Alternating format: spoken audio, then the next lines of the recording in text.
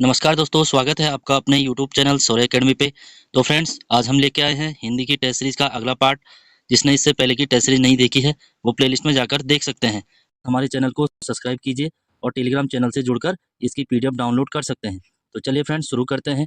आज का पहला क्वेश्चन है, राम सीता से सुंदर है, इस वाक्य में कौन सा कारक है।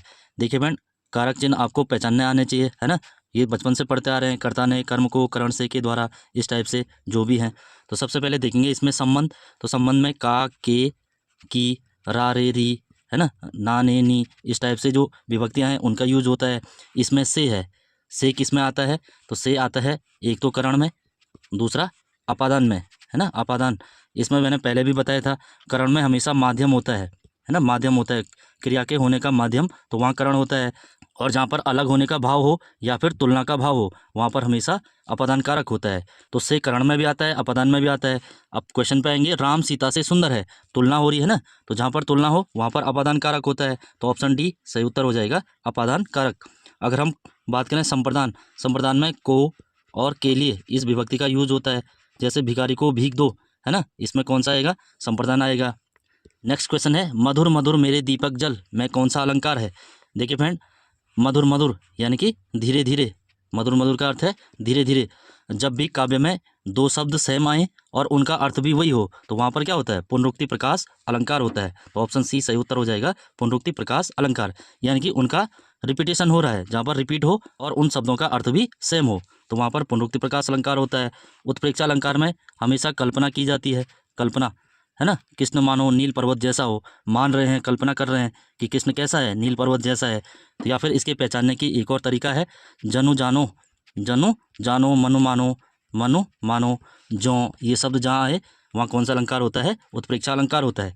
और यमक अलंकार, इसमें भी दो शब्द आते हैं, जैसे यहाँ पर मधुर मधुर है, इसमें भी सेम आते हैं बट उनका अर्थ अलग होता है। जैसे कनक कनक, है ना, कनक कनकते सौगुनी मातकता अधिकाय, इसमें कनक कनक दो बार आया है। एक कनक का अर्थ है धतूरा और एक का होता है सोना, तो दोनों का अर्थ अलग है, तो वहाँ पर यमक अलंकार होगा। तो यहाँ पर मधुर मधुर, इसमें पुनरुक्ति प्रकाश अलंकार। अगर श्लेष की बात करें तो श्लेष में क्या होता है, जहाँ पर एक ही शब्द के अनेक अर्थ हों, तो वहाँ पर श्लेष अलंकार होता है।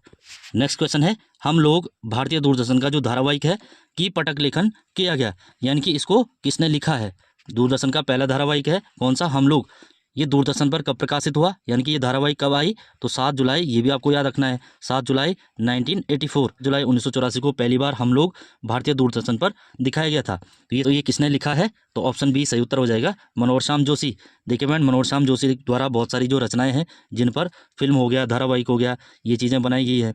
इनकी और रचनाओं की बात करें तो पापा कहते हैं, पापा कहते हैं, इस पर एक फिल्म आई थी, 1996 में आई थी, है ना।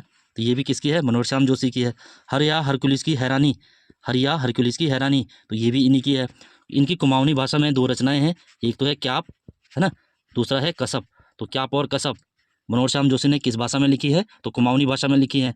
कसब के लिए इन्हें 2005 में साहित्य अकेडमी पुरस्कार दिया गया। तो प्रश्न ये आता है, मनोहर श्याम जोशी को साहित्य अकेडमी पुरस्कार कब दिया गया, तो 2005 में दिया गया। किस रचना के लिए, तो कुमाऊनी भाषा में कसब के लिए। तो ये भी आपको याद रखना है। नेक्स्ट क्वेश्चन है, लघु उत्तरीय शब्द में कौन सी संधि है। देखिए फ्रेंड, जिसको शब्द तोड़ना आएगा वो आसानी से संधि कर लेगा। तो यहाँ पर सबसे पहले कैसे इसको तोड़ेंगे, तो लघु प्लस उत्तरीय, ऐसे होगा ये, है ना, लघु प्लस उत्तरीय। देखिए फ्रेंड, संधि में क्या होता है, पहले शब्द का अंतिम वर्ण और बाद वाले शब्द का पहला वर्ण, इनका मेल होता है। तो पहले का अंतिम वर्ण कौन सा है, तो वैसे तो घ है ना, घ पे ऊ की मात्रा है, तो इस पर कौन सी मात्रा है, तो ऊ, इसको हटा देंगे। और बाद वाले में कौन सी है, तो ऊ, तो ऊ प्लस ऊ बराबर बड़ा ऊ बनता है। आगे क्या छूटा, लघ, लघ कैसा, हलंत। ये मैंने पिछली क्लास में बताया था, जो व्यंजन है हमेशा स्वर की सहायता से पूरा होता है, व्यंजन अपने आप में हलंत होता है। तो यहाँ पर ये हलंत छूट गया क्योंकि हमने इसका ऊ हटा दिया, ऊ यानी कि स्वर या फिर मात्रा हटा दी है।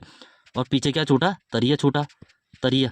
तो इसको आप जोड़ेंगे तो जोड़कर ये ऊ लघु पे चला जाएगा, तो ये क्या शब्द बनेगा, लघुत्तरीय, क्योंकि बड़ा ऊ है, लघुत्तरीय। तो यही शुद्ध शब्द भी होता है, यही संधि के बाद बनता भी है। तो ऊ कहाँ बनता है, तो ऊ हमेशा दीर्घ संधि में बनता है। ऑप्शन सी सही उत्तर हो जाएगा, क्योंकि जो दीर्घ संधि है उसमें हमेशा बड़ी वाली मात्रा बनती है। जैसे ऊ हो गया, है ना, बड़ी ई हो गया, या आ हो गया, ये सारे किस में बनते हैं, दीर्घ संधि में बनते हैं।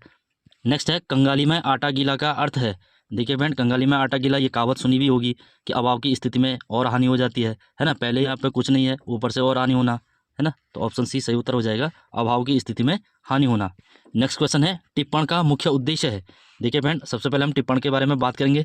टिप्पण मुख्यतः दो प्रकार के होते हैं, एक तो सहायक और दूसरा होता है अधिकारी स्तर पर। एक सहायक स्तर पर, दूसरा अधिकारी स्तर पर।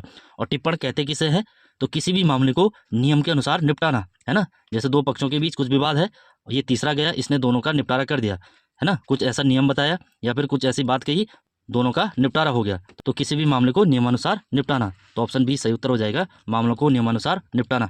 और इस ये दो प्रकार का होता है, सहायक स्तर पर और अधिकारी स्तर पर। नेक्स्ट क्वेश्चन है, निम्नलिखित में से कौन सा कथन असत्य है, तो असत्य पहचानना है। पहला है, राजभाषा अधिनियम 1963 में पारित हुआ, बिल्कुल सही है। दूसरा है, नेशनल बुक ट्रस्ट यानी कि NBT, है ना, नेशनल बुक ट्रस्ट की स्थापना 1957 में दिल्ली में हुई, तो ये भी सही है। अगला ऑप्शन है, प्रथम हिंदी साहित्य सम्मेलन 1927 मद्रास में हुआ, तो ये गलत हो जाएगा, क्योंकि पहला हिंदी साहित्य सम्मेलन 1910 में मद्रास में होता है। और जो इसके सभापति हैं यानी कि अध्यक्ष कौन थे, मदन मोहन मालवीय थे, ये भी ध्यान रखना है, मदन मोहन मालवीय। तो पहला हिंदी साहित्य सम्मेलन 1910 मद्रास में होता है, तो इसका राइट आंसर हो जाएगा ऑप्शन सी, प्रथम हिंदी साहित्य सम्मेलन 1910 मद्रास। अगला है, छायावाद का साल का पुरुष सूर्यकांत त्रिपाठी को कहा जाता है, तो ये भी सही है। नेक्स्ट है, ओष्ठ के आधार पर स्वर कितने प्रकार के होते हैं। देखिए फ्रेंड, ओष्ठ के आधार पर अगर बात करें तो स्वर दो प्रकार के होते हैं। कौन कौन से होते हैं, एक तो होता है वृत्तमुखी। वृत्तमुखी यानी कि जिनके उच्चारण में जो मुंह है यानी कि जो ओंठ है वो वृत्त बनते हैं यानी गोल होते हैं, है ना। दूसरा है अवृत्तमुखी यानी कि जिनके उच्चारण में मुंह गोल नहीं होता है ना, होंठ जो है गोल नहीं होते हैं। तो उच्चारण में देखिए जो वृत्तमुखी है कौन कौन से हैं, अगर हम उच्चारित करें उ ऊ और ओ औ, उ ऊ ओ औ, इनमें जो होंठों की स्थिति है लगभग गोल हो रही है, तो ये किस में आएंगे, वृत्तमुखी में आएंगे। और अवृत्तमुखी, तो जो सारे छोटे वो अवृत्तमुखी में आएंगे, तो ये भी आपको ध्यान रखना है, तो ऑप्शन ए सही उत्तर हो जाएगा, दो प्रकार। नेक्स्ट क्वेश्चन है, निम्नलिखित में से कौन सा शब्द उपसर्ग रहित है। उपसर्ग रहित यानी कि जिसमें उपसर्ग नहीं है। 19, तो 19 में उपसर्ग है उत, है ना, उत उपसर्ग, तो 19 में उत है। प्रत्याशा, प्रति प्लस आशा होता है, तो प्रति उपसर्ग है। निर्देश, तो निर प्लस देश होता है, निर्हलंत होता है, प्लस देश होता है, तो निर्देश, इसमें भी उपसर्ग है। वैज्ञानिक, वैज्ञानिक की बात करें तो ये विज्ञान से बना है, विज्ञान, मूल शब्द क्या है, विज्ञान। विज्ञान में हमने इक जोड़ा तो ये हो गया वैज्ञानिक, तो इसमें क्या है, प्रत्यय है, इसमें उपसर्ग नहीं है, तो ऑप्शन डी सही उत्तर हो जाएगा, वैज्ञानिक। नेक्स्ट क्वेश्चन है, जनपदीय भाषा साहित्य पुस्तक के लेखक कौन है। देखिए फ्रेंड, इस टाइप की जो पुस्तकें हैं ये यूके ट्रिपल एस बहुत सारी पूछ रहा है ना, नई नई पुस्तकें पूछ रहा है, तो हमने टेस्ट सीरीज में इस टाइप की पुस्तकें करवाई भी हैं और आगे भी करवाते रहेंगे। तो जनपदीय भाषा साहित्य की अगर बात करें तो इसका राइट आंसर हो जाएगा ऑप्शन डी, शेर सिंह बिष्ट। अगर हम बात करें केशव दत्त रुवाली, इनकी एक पुस्तक है कुमाऊनी भाषा और संस्कृति। कुमाऊनी भाषा और संस्कृति किसकी पुस्तक है, तो केशव दत्त रुवाली की है। दूसरा है देव सिंह पोखरिया, अगर इनकी पुस्तक की बात करें तो कुमाऊनी लोक साहित्य एवं कुमाऊनी साहित्य, कुमाऊनी लोक साहित्य एवं कुमाऊनी साहित्य किसकी पुस्तक है, तो देव सिंह पोखरिया जी की है। अगर हम बात करें गिरीश तिवारी गिरधा, तो इनकी एक फेमस है शिखरों के स्वर, शिखरों के स्वर, तो ये किसकी है, गिरीश तिवारी गिरधा की है। वैसे तो नगाड़े खामोश हैं, इनकी बहुत सारी रचनाएं हैं, ये भी आपको याद रखना है। नेक्स्ट क्वेश्चन है, सुमेलित युग्म कौन सा है, तो इसमें सुमेलित देखना है कौन सा है। पहला है वात्सल्य, वात्सल्य का अर्थ है अपने से छोटों के प्रति प्रेम भाव, तो ये गलत हो जाएगा, क्योंकि वात्सल्य का अर्थ क्या होता है, वात्सल्य का अर्थ होता है बच्चों के प्रति प्रेम, बच्चों के प्रति प्रेम, तो वह वात्सल्य कहलाता है। अगर हम बात करें अपने से छोटों के प्रति प्रेम भाव, तो इसको कहते हैं क्या, स्नेह, है ना, स्नेह, स्नेह कहते हैं अपने से छोटों के प्रति प्रेम भाव, जबकि वात्सल्य है बच्चों के प्रति प्रेम। नेक्स्ट है अभिभाषण, अभिभाषण का अर्थ होता है हमेशा लिखा हुआ भाषण, है ना, तो लिखित भाषण हो जाएगा। व्याख्यान, तो व्याख्यान का अर्थ होता है मौखिक भाषण, है ना, मुंह से जो बोलते हैं मौखिक जो होता है, तो मौखिक भाषण हो जाएगा, तो ये भी गलत है, ये भी गलत है। नेक्स्ट है मानकीकरण, तो मानकीकरण का अर्थ है भाषा के किसी निश्चित रूपों का चयन करना, तो ये बिल्कुल सही हो जाएगा, इससे पहले के 3 गलत हैं, तो इसका राइट आंसर हो जाएगा ऑप्शन बी, केवल 4। नेक्स्ट क्वेश्चन है, वकील शब्द के लिए सही स्त्रीलिंग होगा, तो जो वकील है इसका स्त्रीलिंग बताना है, तो वकालत है, वकील है, वकीलिन है या फिर वकीली है, तो इसका राइट आंसर हो जाएगा ऑप्शन सी, वकीलिन, है ना। अगर हम बात करें इस टाइप से जो आयोग पूछ रहा है, एक शब्द है खिलाड़ी, तो खिलाड़ी का स्त्रीलिंग क्या होगा, खिलाड़िन, है ना, ये भी ध्यान रखना है, खिलाड़ी का स्त्रीलिंग तो खिलाड़िन। जैसे सुनार का है सुनारिन, सुनार का होता है सुनारिन, सुनारिन। अगर हम बात करें लोहार या फिर लोहार, लोहार का होता है लोहारिन, ये भी ध्यान रखना है, इस टाइप से जो शब्द हैं।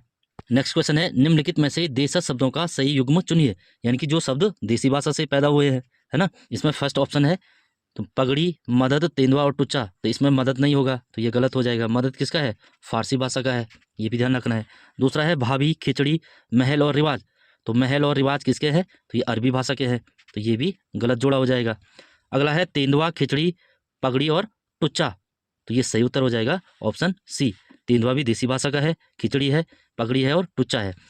अगर इसमें देखें टुच्चा, भाभी, खिचड़ी और महल, तो महल हमने क्या बताया? अरबी भाषा का है, तो ये जोड़ा भी गलत हो जाएगा, तो इसका राइट आंसर हो जाएगा ऑप्शन सी। नेक्स्ट क्वेश्चन है, निम्नलिखित में से इलेक्ट्रॉनिक मीडिया के अंतर्गत नहीं आता है, तो कौन सा इलेक्ट्रॉनिक मीडिया के अंतर्गत नहीं आता है? यानी कि ऐसा माध्यम जो मैकेनिकल नहीं है ना, जिनका हम मैकेनिकल रूप में प्रयोग नहीं करते हैं, तो ऑप्शन सी सही उत्तर हो जाएगा, समाचार पत्र। बाकी रेडियो मैकेनिकल है, टेलीविजन है, इंटरनेट है, ये इलेक्ट्रॉनिक मीडिया के उदाहरण है, तो ऑप्शन सी सही उत्तर हो जाएगा, समाचार पत्र। नेक्स्ट क्वेश्चन है, देवनागरी लिपि के संदर्भ में कौन सा कथन सत्य है?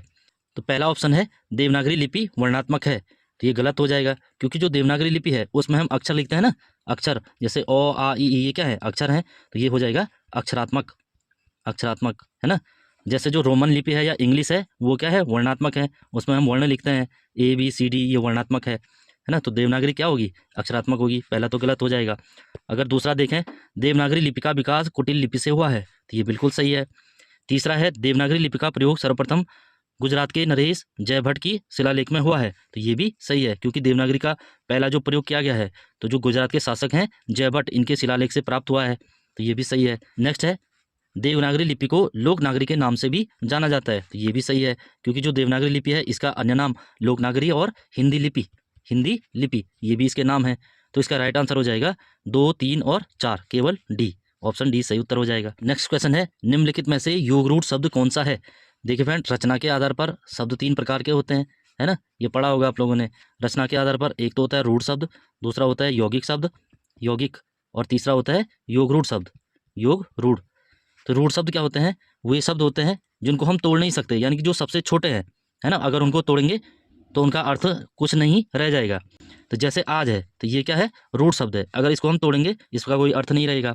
यौगिक शब्द, यौगिक शब्द किसे कहते हैं? जो दो रूढ़ शब्दों से मिलकर बने होते हैं। रूढ़ शब्द यानी कि जो छोटे छोटे शब्द हैं इनसे मिलकर बना होता है। जैसे क्या है? पन घट, पन क्या है? एक शब्द है, घट क्या है? एक शब्द है, तो ये कौन सा शब्द हो जाएगा? यौगिक शब्द हो जाएगा। पाठशाला, तो पाठ प्लस शाला, तो पाठशाला है, तो ये भी यौगिक शब्द हो जाएगा, क्योंकि इसमें एक रूढ़ शब्द पाठ है, दूसरा शाला है। अगर हम बात करें नीलकंठ, तो नीलकंठ क्या हो जाएगा? योगरूढ़ शब्द हो जाएगा। और योगरूढ़ शब्द कहते किसे हैं? ऐसे शब्द जो स्वयं के अर्थ में न रहकर तीसरा अर्थ हमें प्रदान करते हैं। जैसे नीलकंठ बोल के हमें क्या दिमाग में आ रहा? नीलकंठ का अर्थ होता है भगवान शिव, है ना, शिव। जैसे हमने कहा दशानन, तो दिमाग में क्या आया? रावण, अर्थात रावण। तो जो शब्द तीसरा अर्थ दे वो योगरूढ़ शब्द कहलाते हैं, तो नीलकंठ सही उत्तर हो जाएगा, ऑप्शन सी। नेक्स्ट क्वेश्चन है, कार्तिकेय का पर्यायवाची शब्द कौन सा नहीं है? देखिए फ्रेंड, खासकर ये ध्यान रखना है कौन सा है कौन सा नहीं है, यहीं पर एग्जाम में क्वेश्चन गलत होता है। तो कार्तिकेय का कौन सा नहीं है? तो कुमार होता है, षडानन होता है ना, स्कंद होता है, सर्वव होता है, तो महाकाय नहीं होता है।